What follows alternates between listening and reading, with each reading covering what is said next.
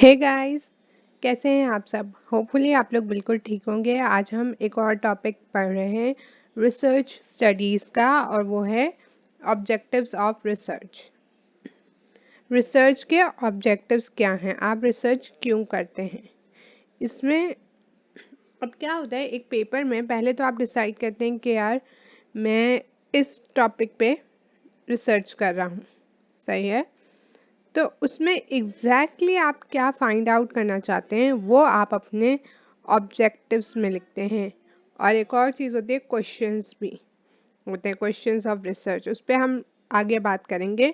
फिलहाल हम ऑब्जेक्टिव्स के, ये रिसर्च करना क्या चाहती है, कि क्या अचीव करना चाहते हैं आप। अब पहले हम एक जनरल व्यू देख रहे हैं कि एक रिसर्च की क्यों जाती है, कि रिसर्च का ऑब्जेक्टिव क्या होता है। एंड देन हम थोड़ा, जैसे कि मैंने कहा, पेपर में भी आपका हमेशा आता है इंट्रोडक्शन में। यूजुअली आप देखेंगे ना, अगर आपने कभी रिसर्च स्टडीज़ खोली हो या आप अभी खोलेंगे, क्योंकि अगर आप ये वीडियो देख रहे हैं तो मोस्ट प्रोबेबली आप रिसर्च करने जा रहे होंगे। तो उसमें आप देखेंगे कि मोस्टली चैप्टर 1 में एक ऑथर अपने ऑब्जेक्टिव्स लिखता है कि objectives of this research are. तो वो भी हम आगे पढ़ेंगे। तो ये काफ़ी डिटेल्ड वीडियो होने वाली है, डिटेल्ड टॉपिक है। The purpose of research is to discover answers to questions through the application of scientific procedures. The main aim of research is to find out the truth which is hidden and which has not been discovered as yet. Research करने का मकसद क्या है, purpose क्या है, कि आप answers discover करना चाहते हो उन क्वेश्चंस के जो अभी तक डिस्कवर नहीं हुए हैं। किस तरह से, साइंटिफिक प्रोसीजर्स के थ्रू आप चाहते हो कि हम उनके आंसर्स फाइंड करें। Main M, main objective, main मकसद रिसर्च का है कि आप ट्रुथ फाइंड आउट करें जो अभी तक छुपा हुआ है, हिडन है, या जो अभी तक डिस्कवर नहीं हुआ है। That's the objective of research. आप रिसर्च इसीलिए करते हो कि किसी भी रिसर्च का ये ऑब्जेक्टिव होता है। Though each research study has its own specific purpose, we may think of research objectives as falling into number of following broad groupings. अब हर स्टडी का अपना स्पेसिफिक पर्पस होगा। हर इंसान किसी पर्पस के तहत वो रिसर्च कर रहा होगा, ओके। लेकिन हम यहाँ क्या कर रहे हैं, हम रिसर्च ऑब्जेक्टिव्स कुछ ऐसे दिखा रहे हैं जो बहुत ब्रॉड ग्रुपिंग्स में हैं। तो वो कौन से हैं? To gain familiarity with a phenomena or to achieve new insights into it. कोई रिसर्च इसलिए की जा सकती है कि आपको एक सिचुएशन, एक फिनोमिना से आप फैमिलियर हो सकें, आपको उसका पता चले, आपकी उसको अंडरस्टैंडिंग चाहते हैं कि यार ये है क्या, ये ऐसा होता क्यों। तो आप इसलिए भी रिसर्च कर सकते हैं, और हो सकता है वो फिनोमिना पहले से आ चुका हो, सही है। फॉर एग्जाम्पल लेट्स अज्यूम कि हम सोलर एनर्जी, हमें पता है कि वो हार्मफुल है, लेकिन हम किस उसके इनसाइट जानना चाहते हैं कि एग्जैक्टली कितनी हार्मफुल है। अगर हमारी ओजोन लेयर ख़त्म होती है तो डायरेक्ट सनलाइट कितनी हार्मफुल है। हमने हार्मफुल तो पता चल गया फिनोमिना, हाँ ये चीज़ हार्मफुल है, लेकिन इनसाइट्स इनटू इट कि नई इन्फॉर्मेशन की कितनी, right. This is just an example. ये तो मोस्टली अब तो काफ़ी इन पे पेपर्स आ चुके हैं, but this is an example. To portray accurately the characteristics of a particular individual, situation or group. क्या है, पहले तो आप हो सकता है किसी सिचुएशन से फैमिलियर होना चाहते हैं, ये आपका एक ऑब्जेक्टिव्स हो सकता है। कोई पेपर इस ऑब्जेक्टिव पे लिखा गया हो, कोई पेपर इस पे भी लिखा गया होगा कि हम वो जानना चाहते हैं कि ये इस तरह का ये इंडिविजुअल कैसा था, या ये सिचुएशन कैसी है, इसमें एग्जैक्टली क्या हो रहा है, या इस तरह के लोग किस तरह के होते हैं। फॉर एग्जांपल एंटरप्रेन्योरशिप पे बहुत सारे पेपर्स बनते हैं, you know 5 habits of highly successful entrepreneurs. अब उसमें क्या है, वो भी रिसर्च है, राइट। वो भी किसी पर्टिकुलर साइंटिफिक प्रोसीजर के थ्रू गई होगी, और इस पे हो सकता है पेपर पब्लिश हुआ। That's what we are talking about कि दूसरी जो कैटेगरी है, दूसरा जो ऑब्जेक्टिव है वो ये हो सकता है किसी भी पेपर का। Third is to determine the frequency with which something occurs or with which it is associated with something else. क्या है कि आप फ्रीक्वेंसी देखते हैं कि ये चीज़ कितनी दफ़ा हुई। फॉर एग्जाम्पल लेट्स से कि आपका जो टीबी है, राइट, उसकी फ्रीक्वेंसी कितनी दफ़ा खांसने पे, कितनी दफ़ा क्या करने पे, किस सिचुएशन, किस कॉज से, ये आपका थर्ड ऑब्जेक्टिव हो सकता है। कुछ पेपर्स ऐसे भी हो सकते हैं जो किसी चीज़ की फ्रीक्वेंसी के कितनी दफ़ा वो हो रही है उस पे हूँ, और ये भी हो सकता है कि उसकी फ्रीक्वेंसी किसी और चीज़ के साथ। फॉर एग्जाम्पल हो सकता है कि आप देख रहे हो कि एक बंदा कितनी दफ़ा जाके बाहर जंक फूड खाता है, राइट, ये आपकी एक स्टडी हो सकती है, वो इस कैटेगरी में फॉल करेगी। और दूसरा आप ये भी कह सकते हैं कि जो लोग फ्रीक्वेंट जंक फूड ईटर्स हैं, क्या वही बीमार होते हैं, क्या उन्हें एक्सेप्टा डिजीज़ होती है, वो आप किसी भी स्पेसिफिक डिजीज़ पे रिसर्च कर सकते हैं, तो that will fall into this category. Alright, उसके अलावा नेक्स्ट हमारा आ जाता है hypothesis of a causal relationship between variables. Variable क्या है? कोई भी इंडिपेंडेंट या डिपेंडेंट चीज़ जिस पे आप स्टडी कर रहे हों। इसके बारे में हम डिटेल में आगे पढ़ेंगे इंशाल्लाह, ठीक है। हाँ, तो अब क्या है, आप हो सकता है कोई हाइपोथेसिस, कॉजल रिलेशनशिप क्या है कि ये चीज़ ए ने बी को ये करने पे वो किया, मजबूर किया, ए के साथ ये हुआ तो बी के साथ, बी पे ये इम्पैक्ट आया। इस तरह की स्टडीज़ हमारी हाइपोथेसिस और इस फोर्थ कैटेगरी में है। तो ठीक है, ये चार ब्रॉड ग्रुपिंग्स हैं जिनमें हमारी सारी स्टडीज़ फॉल करती हैं।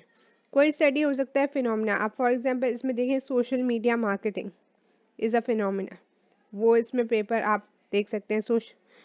How effective is social media marketing, how effective is Snapchat in social media marketing, new insights, right. तो आप न्यू इंसाइट और फिनोमिना से फेमिलियरिटी गेन करने के लिए।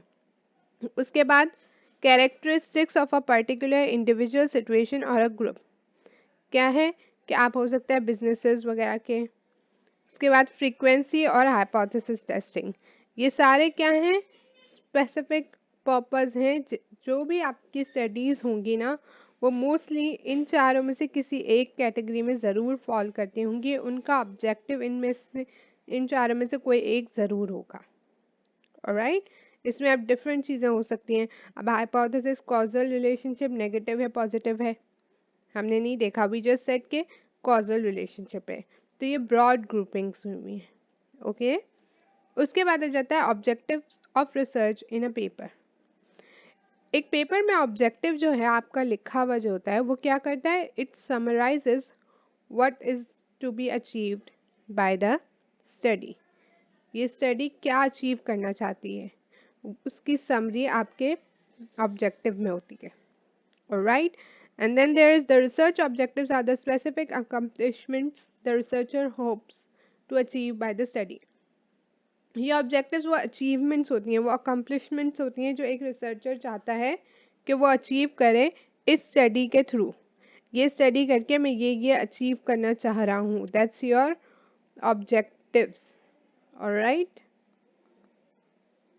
जैसे फॉर एग्जांपल कोई आपको कह रहा है यार मैं चाहता हूँ एमबीए कि मैं बहुत अच्छी जॉब कर लूँ, वो उसका ऑब्जेक्टिव है। उसी तरह एक इंसान जो रिसर्च कर रहा है उसका भी कोई ऑब्जेक्टिव है, यार मैं ये चीज़ पढ़ रहा हूँ ताकि ये पता चल सके कि ये कैसे होता है, वो कैसे होता है। What ever the objective is उस बंदे का, उस पर डिपेंड करता है। फॉर इंस्टेंस आप अपने एजुकेशन सिस्टम पे कोई स्टडी कर रहा है, तो वो कहता है यार मैं ये स्टडी कर रहा हूँ अपने सिस्टम पे कि कुछ लोग इतने स्मार्ट क्यों होते हैं और कुछ कम होते हैं, कौन से फैक्टर्स हैं जो उन्हें हेल्प करते हैं, कौन से हैं जो उन्हें डिमोटिवेट करते हैं, राइट। हमारे सिस्टम से ही तो कुछ बहुत एक्सट्रीमली स्मार्ट लोग निकलते हैं, कुछ नहीं निकलते। तो एग्जैक्टली क्या डिफरेंस है ना, that's his objective, right. Alright, the research, ये तो हमने पढ़ लिया। Every research has specified objectives that the researcher wants to achieve in his study. हर रिसर्च का एक स्पेसिफाइड गिवन ऑब्जेक्टिव होता है जो रिसर्चर चाहता है कि मैं ये अचीव करूं, वरना तो रिसर्च वो कर ही क्यों रहा है। ऑब्वियसली उसका इंटरेस्ट है, वो उसमें जाना चाहता है। ही थॉट यार, फॉर एग्जांपल अगर हम मेडिकल में बात करते हैं तो एक ने कहा ये ए चीज़ इस बी डिजीज को क्योर कर सकती है कि नहीं, अब ये इसका इंटरेस्ट होगा ना। तो इस इस ऑब्जेक्टिव्स के ही थ्रू वो आगे अपनी रिसर्च में स्टडी में जा रहा है ना। उसको पता है कि मैं ये अचीव करना चाहता हूँ, मुझे लगता है ये ए है ना, बी को क्योर कर देगा। तो what's his objective? I want to see if A can cure B disease. That's his objective. Now, your objective should be smart. Now, what is smart? ये small में आ गया है, it should be in capital, smart. Alright, now smart is specific. Specific होना चाहिए, measurable, attainable, realistic, time bound. क्या है? Specify होना चाहिए, वो कोई vague नहीं होनी चाहिए। मैं बस B को क्योर कर रहा हूँ। अब B को क्योर किस चीज़ से कर रहे हो? राइट इस एग्जाम्पल में अगर हम देखें तो बी को क्योर आप किस चीज से कर रहे हो? That's where your specification comes कि ए से कर रहा हूँ। ऑलराइट, मेजरेबल, क्या आपके पास आप इस चीज को मेजर कर सकते हो?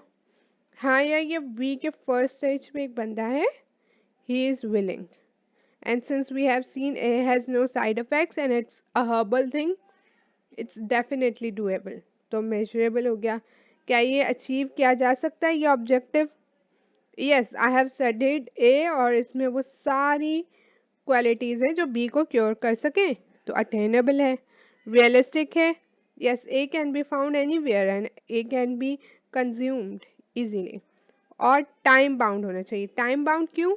क्योंकि हम ये नहीं कह सकते, अब लेट्स से अगर बी डिजीज़ है, बी डिजीज़ में कहा जाता है कि 3 इयर्स में आपका, 3 इयर्स भी मैं मैक्स बता रही हूँ, लेट्स से 2 इयर्स में आपका जो है इलाज हो जाना चाहिए, otherwise you will die. Alright, तो अब इसमें अगर कोई एक्सपेरिमेंट करना चाह रहा है तो the max the guy can give him is 3 months. Even वो भी कोई नहीं देगा अनलेस किसी को आप पे बिल्कुल ट्रस्ट है। इसी तरह आपका टाइम बाउंड होना चाहिए। अब कोई और एग्जांपल ले लें, चले मार्केटिंग की ले लें। सही है, आपने कहा कि सोशल मीडिया का इम्पैक्ट मार्केटिंग पे, आपसे पूछा गया कि आप कितने टाइम में ये ऑब्जेक्टिव अचीव करोगे, इसके इफेक्टिवनेस देखोगे। आपने कहा यार देख लेंगे जितने टाइम में हुई। अब ये बहुत वेग है, आप 3-4 साल लगा सकते हो, तब तक मार्केट में कोई न्यू चीज़ आ गई हो। तो you need to make it time bound कि मैं इतने टाइम में ये चीज़ अचीव करना चाहता हूँ। Specific, measurable, attainable, realistic, time bound, these are the characteristics of an objective. Alright, so why do we need objectives in a research? Focus. जब हमारे पास ऑब्जेक्टिव्स पहले से हम डिसाइड कर लेते हैं ना, तो हम उस चीज़ पे बहुत फोकस कर सकते हैं। वरना हमने कहा ये हमारा टॉपिक है रिसर्च का, राइट, तो अब ये तो हमारा टॉपिक है, लेकिन हमारा फोकस किस चीज़ पे? इस चीज़ पे। ये चीज़ हमें कैसे पता चली?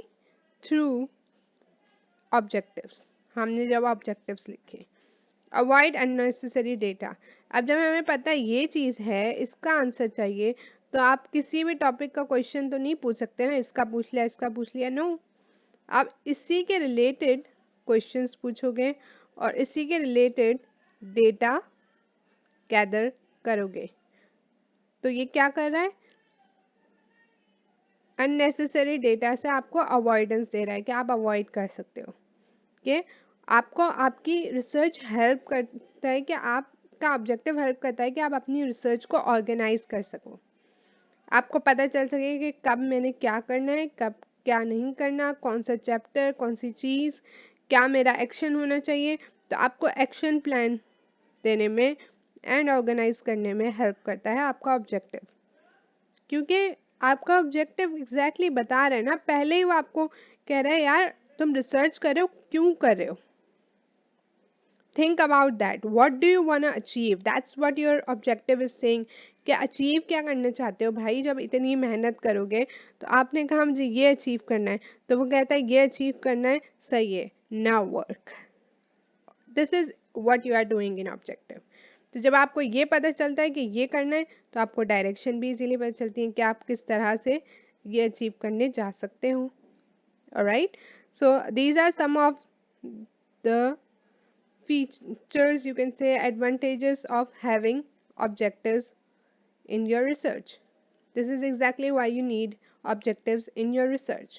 ठीक है, क्योंकि objectives research में ना होना तो कोई choice ही नहीं है, लेकिन we are telling you this is why you need them.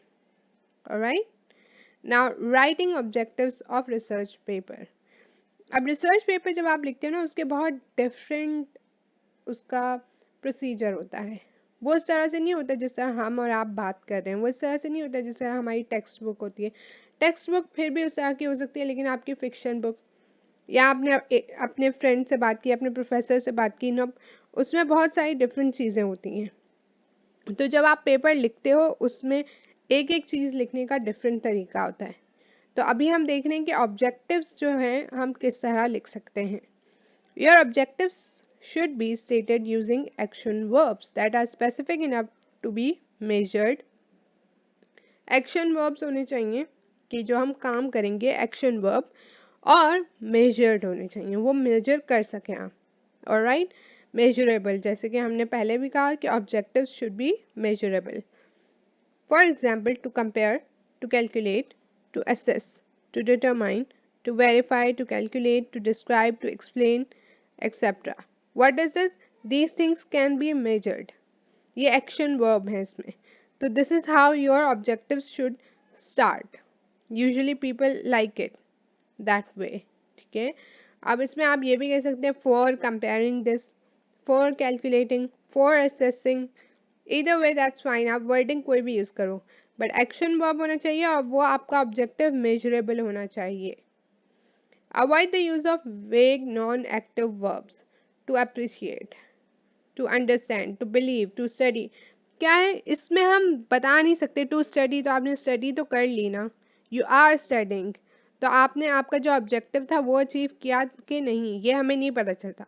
लेकिन when you are saying to compare A and B, now you have compared, you got a good comparison. अपने पेपर में आपको मिला exactly उसका क्या क्या situation थी, तो we can say yes you have achieved your goal. लेकिन आपने कहा कि टू स्टडी एंड बी, तो to what extent and exactly क्या पढ़ना चाहते हो? It's very vague, it can't be specific, it's not specific, which creates problem. All right, because it is difficult to evaluate whether they have been achieved. See, that's what I told you कि achieve हम कैसे कहेंगे कि हमने वो achieve कर लिया है. तो टू बिलीव, टू अंडरस्टैंड आ रहा है, तो we can't make objective thing on it. ये बहुत सब्जेक्टिव है, ओपिनियन बेस्ड. ऑलराइट, या पब्लिश तो ऐसे ही नहीं होगा, लेकिन वो उसकी वो वैल्यू भी नहीं रहेगी. Get it? Now there are two types of objectives, general versus specific. अब मैं आपको ये बता देती हूँ, it's very easy. Basically what we are doing is कि जनरल जो है ना, एक स्पेसिफिक टर्म है कि मैं ये कर रहा हूँ. उसके अंदर when you break these general objectives and get some specified objectives, specific objectives, वो आपके specific objectives होते हैं. General objectives are broad goals to be achieved. Broad होते हैं, सही है. आप इसमें exactly बताते हो मैं ये कर रहा हूँ, इसमें आप बताते हो कि इसमें ये है, ये है, ये है. इसको थोड़ा आप तोड़ देते हो. ये बड़ी पाए होती है, ठीक है. अब ये बड़ी सी आपने पाए दे दी. अब इसके 3-4 पीसेस है ना, तो ये आपने यहाँ दे दिए कि ये 4 पीसेस हैं जो मेरे ऑब्जेक्टिव के हैं. In simplest term this is how you can say general versus specific. अब आगे मैं आपको एग्जांपल दे रही हूँ जिससे आपको एग्जैक्टली ये चीज़ समझ आ जाएगी, एंड देन होपफुली ये टॉपिक आपको अच्छे से समझ आ जाएगा. Objectives of the research. Example: the efficacy of the doctor-patient medical communication, a study of Okahandja state hospital. General objective क्या है? Broadly this research aims to evaluate the effectiveness of doctor patient communications in Okahandja state hospital in 2014। अब इसमें ये क्या कह रहा है कि ये रिसर्च क्या करना चाहती है? इवेल्युएट करना चाहती है, देखना चाहती है कि कितना इफेक्टिव है डॉक्टर पेशेंट का कम्युनिकेशन, कितना सही है कम्युनिकेशन, उनकी बातचीत कितनी सही है, कितनी इफेक्टिव है। जो डॉक्टर कह रहा है बात पेशेंट को, वो पेशेंट समझ रहा है। जो पेशेंट डॉक्टर को कह रहा है वो जो पेशेंट डॉक्टर को कह रहा है वो डॉक्टर समझ रहा है। जो डॉक्टर पेशेंट को कह रहा है क्या वो समझ रहा है। तो एक दूसरे की बात वो कितनी अच्छे तरीके से समझ रहे हैं, कितनी इफेक्टिवनेस है। ऑलराइट, ये हमारा जनरल ऑब्जेक्टिव है। इसको तो हम देखें, इसको हम सही तरीके से मेजर नहीं कर सकते, to an extent we can, लेकिन अब हम क्या करेंगे, इसको ब्रेक डाउन करेंगे नीचे। Specific objectives. This research is propose to identify the major barriers to doctor patient medical communication in Okahandja hospital. सबसे पहले आपने क्या देखा कि बैरियर्स क्या हैं, उनको कम्युनिकेशन में क्यों प्रॉब्लम हो रही है। ठीक है, ये इसी के साथ रिलेटेड है, यू कैन सी, बट ये इसका एक पॉइंट है। Then evaluate the satisfaction level of patients as a result of their consultation with medical doctors. अब क्या है, आप सेटिस्फेक्शन लेवल देखें पेशेंट्स की, जब वो कंसल्टेशन करते हैं मेडिकल डॉक्टर्स के साथ तो उनका क्या होता है satisfaction level. Alright, and then you are going to assess the impact of the communication in the hospital. क्या है, अब आप देखेंगे कि इम्पैक्ट क्या है कम्युनिकेशन का डॉक्टर एंड पेशेंट के दरमियान, किस तरह के वो बैरियर्स ला रहा है, क्या उनका सेटिस्फेक्शन लेवल है, और फिर इसका इम्पैक्ट क्या हो रहा है, कितना नेसेसरी है कि हम इस सिचुएशन को सॉल्व करें और इसमें क्या क्या हो रहा है। All these are related to it, लेकिन वो टूटे हुए टुकड़ों में है, ब्रोकन डाउन हुए में। उस बड़ी सी स्टेटमेंट को हमने थोड़ा सिंपलर फॉर्म में लाना शुरू किया है कि simpler. Recommend some solutions. At the end, what this research is trying to do, recommend some solutions जो इस हॉस्पिटल को हेल्प करेंगे। किस में हेल्प करेंगे? कि वो कम्युनिकेट कर सकें अफेक्टिवली डॉक्टर पेशेंट्स आपस में। So now you know exactly what this research is trying to do. अब आप देख सकते हैं, जब आप आइडेंटिफाई देखेंगे कि क्या उन्होंने बैरियर्स को सही से आइडेंटिफाई किया है कि नहीं, सेटिस्फैक्शन लेवल इवेल्युएट सही किए कि नहीं, एसेस किया है इम्पैक्ट या नहीं, ये आपको इजीली दिख सकता है, ये इजीली मेजरेबल है। ठीक है, तो these are smart objectives and then at the end recommend some solutions. Alright, so उनके सॉल्यूशंस जो रिकमेंडेड होंगे वो आप देख सकते हैं, उनको तो आप इम्प्लीमेंट भी कर सकते हैं एंड देन आप ये भी बता सकते हैं कि इफ़ दे वर इफेक्टिव और नॉट, काम आए या नहीं आए। Get it? So that's what's objectives of the research and general objective and specific objective. I really hope कि आप लोगों को ये वीडियो समझ आई। जैसे कि मैंने कहा था कि ये बहुत लंबी वीडियो होने वाली है, आई थिंक काफ़ी लंबी हो गई है। And that's very much it for this video. मैंने आप लोगों को बताया था कि अब हम रिसर्च पे भी थोड़ा फोकस करेंगे। प्रिंसिपल ऑफ मैनेजमेंट वैसे का वैसे चल रहा है, मेरी कोशिश है मेरी कि मैं हर एक दो दिन में उसकी वीडियो भी अपलोड कर दूं। साथ साथ मैंने थोड़ा बहुत रिसर्च का भी अपलोड करना स्टार्ट कर दिया है। इसके बाद इंशाल्लाह इकोनॉमिक्स पे मेरी कोशिश है कि हम उस पर थोड़ा सा पढ़ाई करेंगे, लेकिन अभी मैं चाह रही हूँ कि हम थोड़ा सब्जेक्ट वाइज चलें, क्योंकि इससे क्या होता है, इससे मैं भी थोड़ा बेटर फील करती हूँ कि मैं एक चीज़ समझा के मुझे पता होता है कि where I am going next. आप लोगों की रिक्वेस्ट बहुत आती हैं, बहुत डिफरेंट सब्जेक्ट्स की होती हैं। अगर मैं एक एक को देखती हूँ तो वो बहुत सारे अलग अलग सब्जेक्ट हो रहे होते हैं, तो मुझे मेरा फोकस नहीं मिल रहा होता कि मैं कहाँ फोकस करूँ। तो अभी मैंने, जैसे कि आप देख सकते हैं, प्रिंसिपल ऑफ मैनेजमेंट पे काफ़ी टाइम से फोकस किया हुआ था। अब हम थोड़ा थोड़ा रिसर्च पे भी करेंगे। If you do like it, make sure to give this video thumbs up, do share and subscribe and comment below अगर ऐसा कोई और सब्जेक्ट है जो आप चाहते हैं मैं पढ़ाऊँ या कुछ। Alright, thank you so much for watching. I'll see you guys in my next video. Bye guys.